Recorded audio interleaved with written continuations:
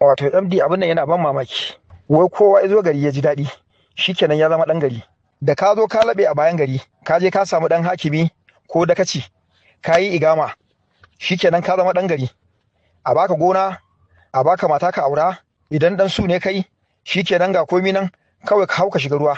To yanzu misali, yanzu kamar inda Umar Labaran ɗan gadin nan, shehin Kwankwasiya a da, amma yanzu shehin ban ma san ko a ina yake ba.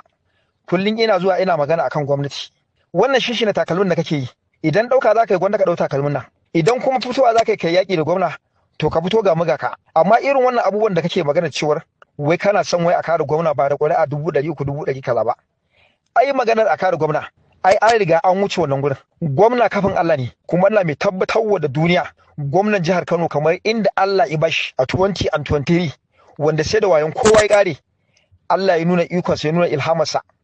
To muna tabbatarwa da duniya da yardar Allah, wannan Allah da baya bacci shi zai bawa mai girma gwamnan jihar Kano ya ƙara cin gwamnansa a 2027 da yardar Allah. Kuma dukkanin wani wanda yake tunanin wai a'a wai akwai wani nakasu da zai kawo gwamna ko tarnaki ko kuma a'a wani irin abubuwa, wallahi ya riga ya makaro.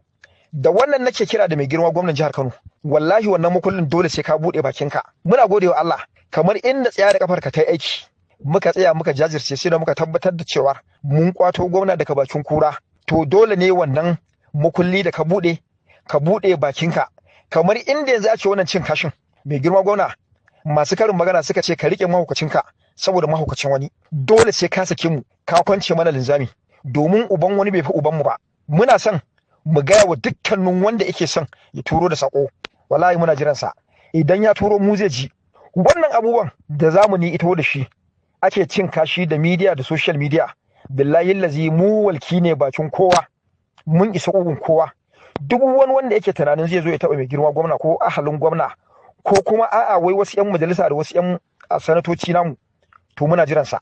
Da yardar Allah da yardar Annabi Muhammad Rasulullahi, duk inda ka to mana wallahi mun riga mun shirya.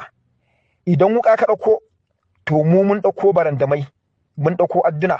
Idan fetur ka dauko mu mun dauko gas. Yawa ka zo a kara, ba ma jin tsoron kowane ne. Mai girma gwamna yana da jajirtattu wanda duk abin da ya to mu ne za mu tare masa faɗan da yardar Allah. Tsaya da kafarka kamar inda ta jajirce, wallahi muna nan akan tafiya. Dole ne a haƙuri mai girma gwamna ya baza capacity da yardar Allah 2027. Dukkanin 'yan majalisocinmu da sanatocinmu da shi kansa gwamnan jihar Kano da Bola Ahmed Tinubu, da yardar Allah 2027 in Allah da kowane ya haure ya ci zaɓensa. Duk wanda yake ganin wai ya shirya to ito mu mun shirya.